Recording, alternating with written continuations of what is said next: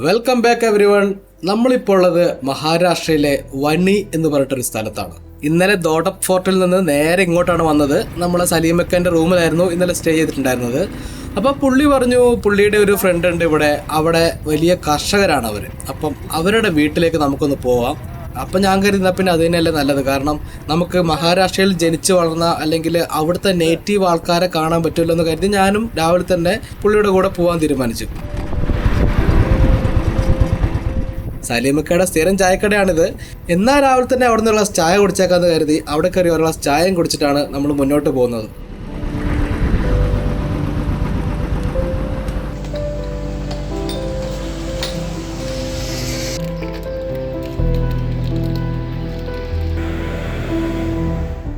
അങ്ങനെ ജസ്റ്റ് അവിടെ നിന്നുള്ള ചായയും കുടിച്ച് നമ്മൾ നേരെ പോവുകയാണ്. ഇതൊരു 10 കിലോമീറ്ററോളം ഈ വഴിക്ക് പോകാണ്ടെന്നാണ് പറഞ്ഞത്. രണ്ട് സൈഡിലും ഈ കാണുന്ന പോലെ തന്നെ വലിയ തക്കാളിപ്പാടങ്ങളാണ്. ഈ ഒരു ഏരിയയിൽ തക്കാളിയും പേരയ്ക്കയുമാണ് കൂടുതലായിട്ടുള്ളത്.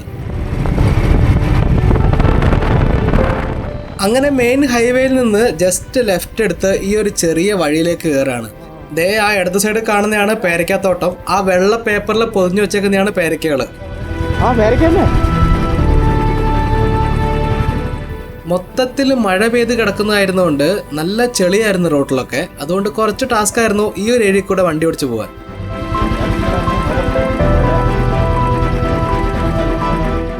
ഒന്നെങ്കിൽ ചെളി അല്ലെങ്കിൽ ചരള്, ഈ രണ്ട് സാധനങ്ങൾ ഈ ബുള്ളറ്റിന് എല്ലാ സമയത്തും പ്രശ്നമാണ്.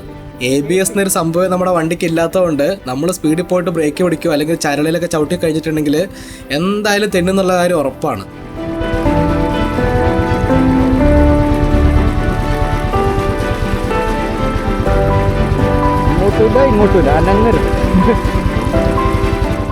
അങ്ങനെ കുറച്ചുകൂടി മുന്നോട്ട് പോയി കഴിഞ്ഞപ്പോൾ ദാ ഈ കാണുന്നതാണ് പുള്ളി പറഞ്ഞ വീട്.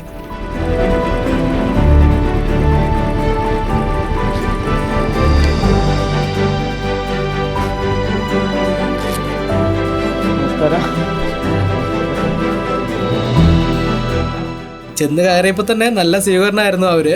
ചെന്ന വഴിക്ക് തന്നെ വേറെ ചോദ്യവും പറിച്ചിരുന്നില്ല. കുടിക്കാൻ ആദ്യം വെള്ളം തരിക എന്നുള്ളതാണ് അവരുടെ ആദ്യത്തെ പരിപാടി.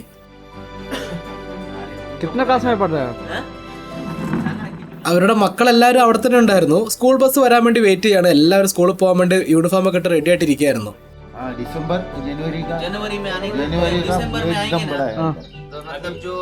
मैं जरूर आएगा इसका बाद मैं वापस आने के बाद मैं पक्का आने का होता है। फोटो दिखा था नहीं है इधर का हमारा नहीं है। हाँ उस साइड लागले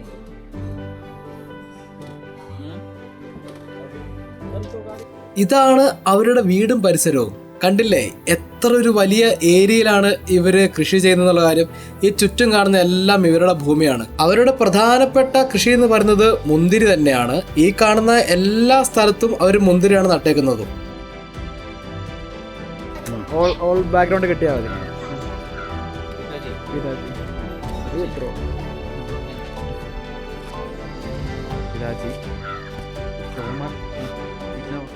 ഇതാണ് പിള്ളേരെ സ്കൂളിലേക്ക് കൊണ്ടുപോകാൻ വേണ്ടിയിട്ട് വന്നേക്കുന്ന സ്കൂൾ ബസ്. ഇവരുടെ വീട്ടിന്റെ മുറ്റത്ത് തന്നെ ബസ് എത്തും. ഇവിടുന്ന് അവർക്ക് കയറി പോകുന്നതേ ഉള്ളൂ.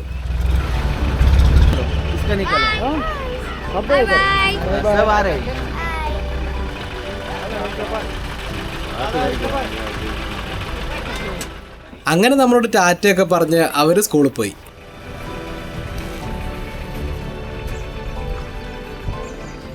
പിന്നെ ഒന്നും നോക്കിയില്ല, നമ്മൾ നേരെ അവരുടെ കൃഷിഭൂമിയിലേക്ക് ഇറങ്ങുകയാണ്. കംപ്ലീറ്റ് മുന്തിരിത്തോട്ടമാണ്. ഇവരുടെ ഈ വീടിന്റെ പരിസരത്ത് തന്നെ 10-30 ഏക്കറോളം മുന്തിരി നട്ടേക്കാണ്.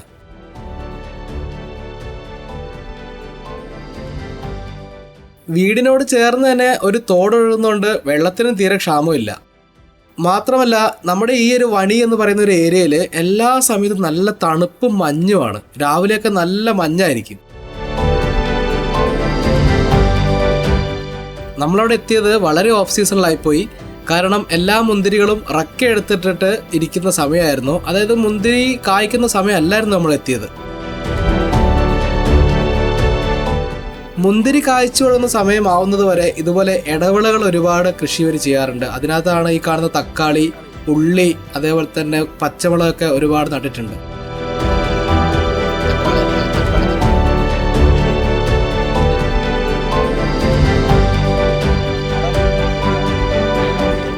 30 വർഷം പഴക്കമുള്ള മുന്തിരിച്ചെടിയാണ് ഈ കാണുന്നത്. ഈ അടുത്ത കാലം വരെ എനിക്കറിയില്ലായിരുന്നു ഈ മുന്തിരിച്ചെടിയൊക്കെ ഇത്രയും വർഷങ്ങൾ നിൽക്കുന്ന വലിയൊരു ചെടിയാണെന്നുള്ള കാര്യം. എൻ്റെ വിചാരം ഇത് ഓരോ വർഷവും നട്ടിട്ട് അടുത്ത കൊല്ലം പുതിയ തൈയായിരിക്കും നടുക എന്നുള്ള കാര്യം. ഇതങ്ങനെയല്ല.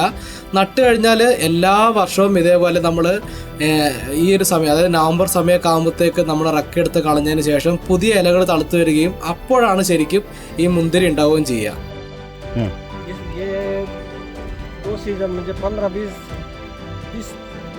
साल तक चलेगा।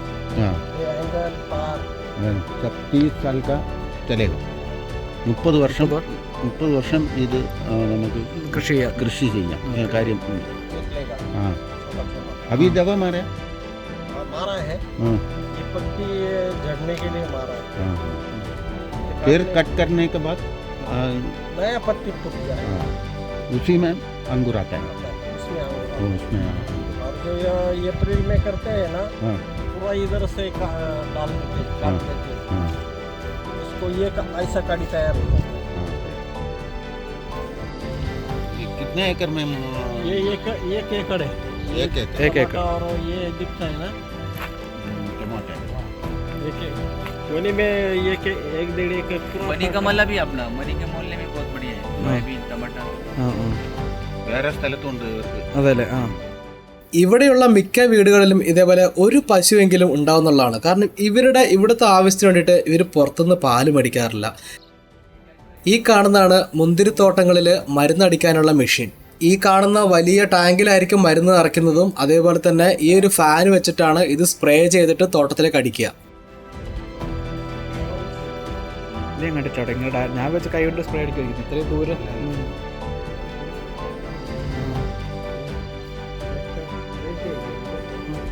आपके यहाँ पे बड़ा बड़ा क्या मालूम है?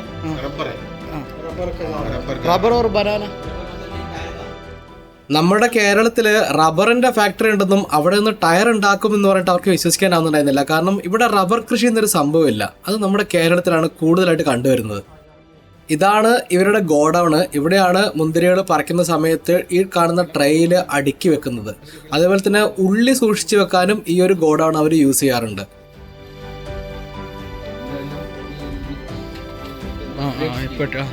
ഗ്രേപ്സ്. Okay okay okay. നമ്മൾ പോയ ദിവസം മൊത്തത്തിലൊരു മഞ്ഞും മഴയൊക്കെ ഉള്ളൊരു അവസ്ഥയായിരുന്നു. അതുകൊണ്ട് അധികം ഷോട്ടുകൾ നമുക്ക് ഡ്രോണിലൊന്നും എടുക്കാൻ പറ്റിയില്ല. ഇടയ്ക്കിടയ്ക്ക് ഇങ്ങനെ മഴ പെയ്യുന്നതുകൊണ്ട് ദൂരേക്ക് എവിടെയും വിട്ടിട്ട് ഒരു വൈഡ് ഷോട്ട് എടുക്കുക എന്ന് പറയുന്നത് കുറച്ച് ബുദ്ധിമുട്ടായിരുന്നു.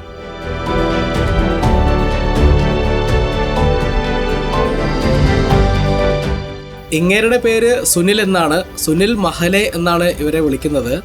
അപ്പം ഇങ്ങേര് പറഞ്ഞു എന്നാൽ പിന്നെ ട്രാക്ടർ എടുത്തിട്ട് ഈ തോട്ടത്തിലൂടെയൊക്കെ എന്നെ കൊണ്ടൊന്ന് കാണിച്ചു തരാമെന്ന് പറഞ്ഞിട്ട് എന്നെയും കൂട്ടി ഈ തോട്ടത്തിലേക്ക് ട്രാക്ടറിൽ പോവാണ്.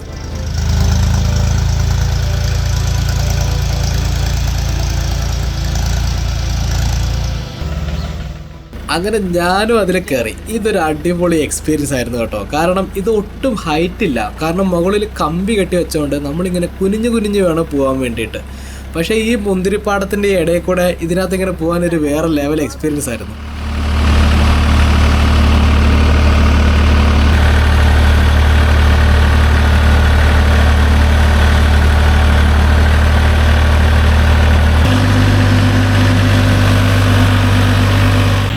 പറഞ്ഞതുപോലെ മഴയായിരുന്നുകൊണ്ട് കംപ്ലീറ്റ് ചെളിയായിരുന്നു. ടയറൊക്കെ ഇവിടെ ഇങ്ങനെ താന്ന് പോവായിരുന്നു. പിന്നെ പുള്ളി എന്തായാലും നമ്മളിതിനകത്ത് കയറ്റിക്കൊണ്ട് കാണിച്ചു തരുന്നു, ഉറപ്പിച്ചേക്കുമായിരുന്നു.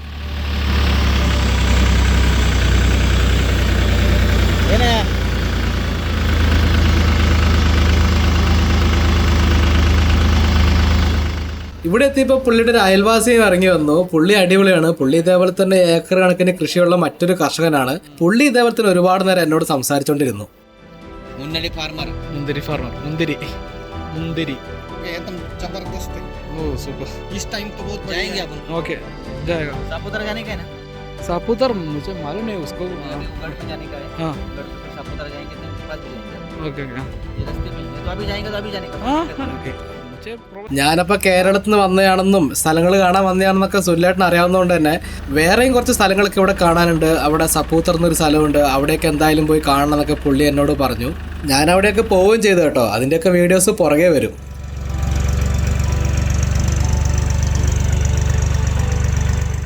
അങ്ങനെ ആ ഒരു മുന്തിരിപ്പാടത്തിലൂടെ ഒരു റൗണ്ട് മൊത്തത്തിൽ കറങ്ങി നമ്മൾ തിരിച്ച് വീട്ടിലേക്ക് പോവുകയാണ്.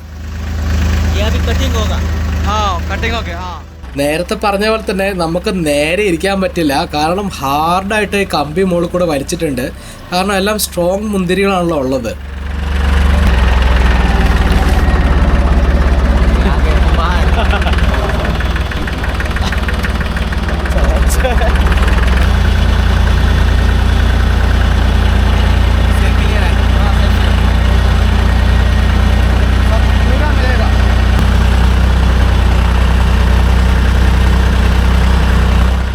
നിങ്ങളിത് എവിടെ പോയി എന്നുള്ള രീതിയിൽ സലീമൊക്കെ ഞങ്ങളെ നോക്കി ഇരിക്കുകയായിരുന്നു.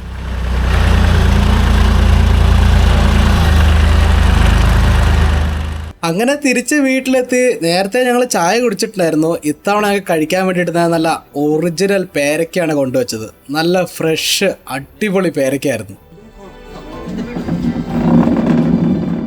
അങ്ങനെ അവിടുന്ന് ആ പേരയ്ക്കെല്ലാം കഴിച്ച് വളരെ ഹാപ്പി ആയിട്ട് അവരോടൊരു താങ്ക്സ് ഒക്കെ പറഞ്ഞ് ഞങ്ങൾ തിരിച്ചിറങ്ങുകയാണ്. എന്തായാലും അടുത്ത സീസണിൽ വരണം എന്നൊക്കെ പറഞ്ഞിട്ടാണ് വിട്ടത്, പക്ഷെ നമുക്ക് പോകാൻ പറ്റിയില്ല.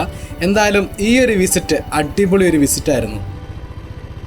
ഇനി നമുക്ക് പോകാനുള്ളത് നാസിക്കിൽ തന്നെ ഫേമസ് ആയിട്ടുള്ള സപ്തശൃംഗി അമ്പലത്തിലേക്കാണ്. അപ്പോൾ അടുത്ത എപ്പിസോഡിൽ നമുക്ക് അവിടം വരെ പോയിട്ട് വരാം. അതുവരെ എല്ലാവരും ഹാപ്പി ആയിട്ടിരിക്കുക. It's me Manushankar signing off.